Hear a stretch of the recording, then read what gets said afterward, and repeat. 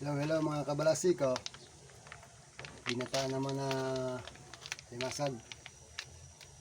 Ngayon lang magte-testing kumain. Aba, ganyan-ganyan na sinuto ko eh. Ang binataan.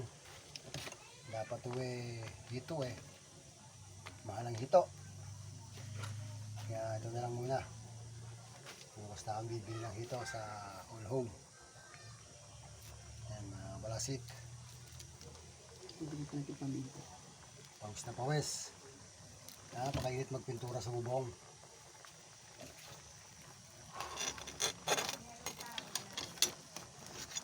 So yung milon, siguro mo yung kalahati. Masarap pang mainom. Ano yun? Nagbago na ano yan? Hingal sa init. Nahumal? Init na po. Diyos ko, napakainit. Nagkakita kang pawis.